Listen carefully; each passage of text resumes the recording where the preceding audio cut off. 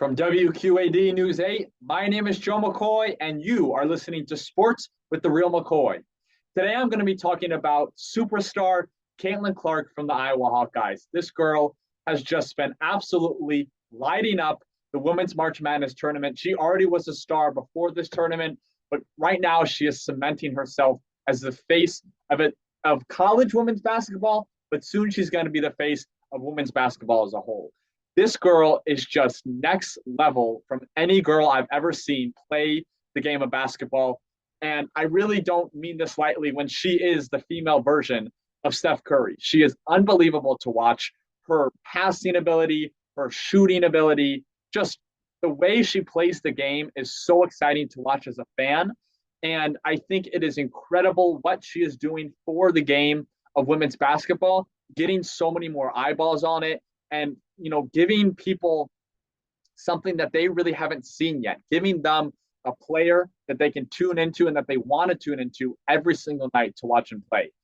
When we get into her stats of this previous game of Louisville, which was the Elite Eight game, Iowa ended up winning the game 97-83, but Caitlin Clark registered the first ever 40-point triple-double in Division I tournament history. That is for men's or women's.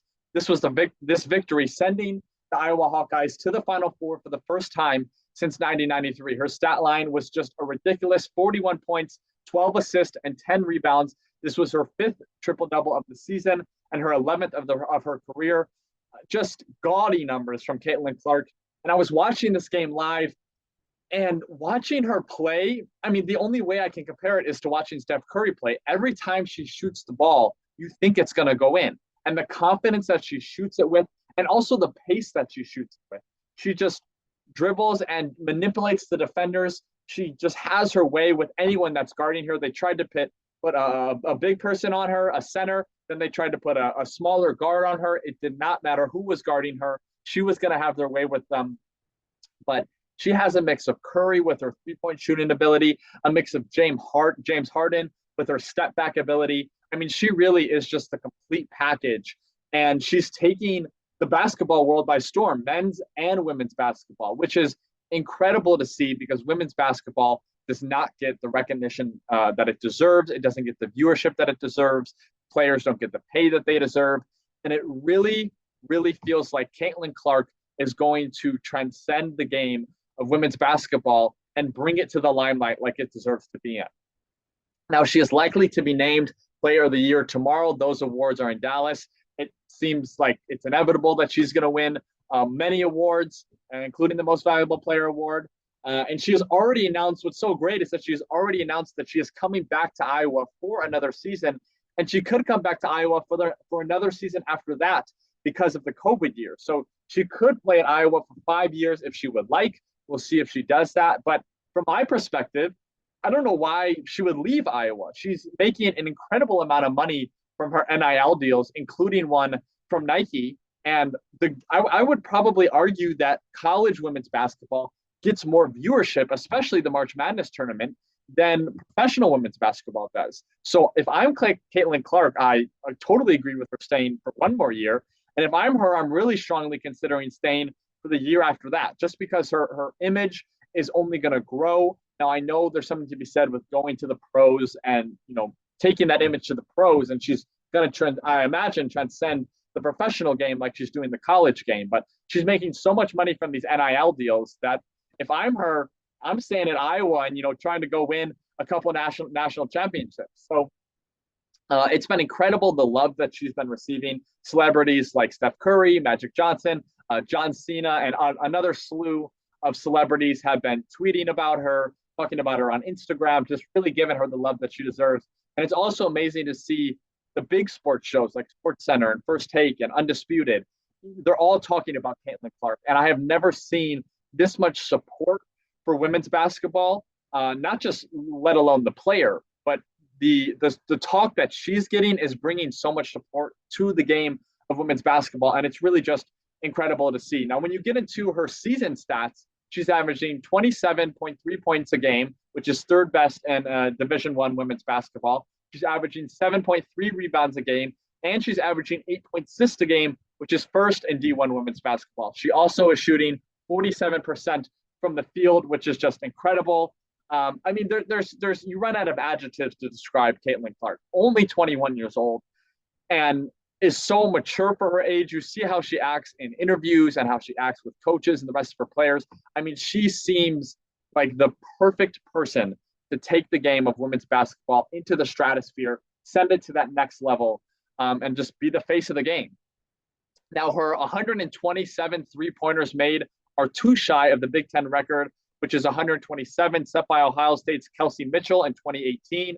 And if she makes 4 more threes, which is bound to happen probably in the Final Four game, she would tie the most ever by a woman in a Power 5 conference with the 131, which is set by Oklahoma's Taylor Robertson in 2020. So if Iowa is to make it to the championship game, if they're able to win their Final Four game, heck, she might break it in the Final Four game. But if she gets 5 threes, she will break the all-time Division I women's basketball record for three-pointers made in a season. I believe it's in the season. It might be out of end of her career, but Caitlin Clark, a phenomenal player. She is so much fun to watch. I'll be the first to admit, I do not turn into a lot of women's basketball games, but Caitlin Clark is much watch television. And that shows in the ratings. The ratings have been through the roof for these games. The Iowa Louisville game drew 2.5 million viewers, which is the highest recorded Elite Eight game of all time, men's or women's, with a peak viewership of 2.7 million viewers. People are showing out to watch her and to watch the Iowa Hawkeyes. I know all the love goes to Caitlin Clark as it should, but her teammates got to get a lot of love too. She can't be a one-woman show. You know, you're not going to win. You're not going to get to the Final Four with a chance to win a national championship unless you have great pieces around her. So shout out to all of her teammates as well. You know, in this game, I mentioned she had 12 assists. Well, her teammates got to knock down those shots. So a lot of her teammates were hitting a lot of really clutch buckets as well. But Caitlin Clark, it's not even a discussion. She is the heart and soul of this team, and she currently is the heart and soul of women's basketball as a whole. But Iowa also set a Big Ten record for home attendance this season. They averaged 11,143 fans per game. So again, people are showing out to watch her. She's just amazing for the game of basketball. And I think that you're going to start to, what's so incredible about her is she is going to inspire the future generations of young girls wanting to play basketball. And one thing that I find so interesting, and I've heard this get brought up with the debate in terms of women being paid equal to men. Now, I love the debate. I can't remember who it was, but it was a very famous WNBA player. She came out and said that we don't want to be paid the same numbers in terms of 140. If LeBron James gets 140 million, then the top player in WNBA basketball needs to get paid 140 million. What she said is that we need to get the equivalent of the percentage that the NBA players are getting. So let's say the NBA players are getting 10%, then WNBA players need to be getting 10%. And one thing that I found so interesting, an argument that I heard one time, was that the NBA or men's basketball has had such a long time to develop through history. If you look at what professional basketball, men's basketball was when it began, it was horrible. The players were bad. They didn't know how to dribble. They didn't know how to shoot. They couldn't dunk, all of these things. And when you look at the game of women's basketball or the WNBA, it is such a young organization. The WNBA has only been around for 20 or 30 years versus the NBA, which has been around for at least since the 60s. So that's almost 60 years, excuse me.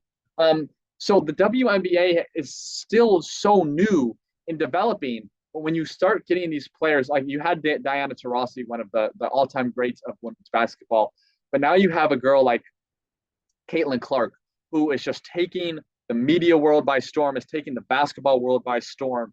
She is going to inspire so many young girls to want to play like her, just like LeBron James did, just like Michael Jordan did, just like Steph Curry is doing right now. So there is going to be young girls who are saying, I want to be the next Caitlin Clark.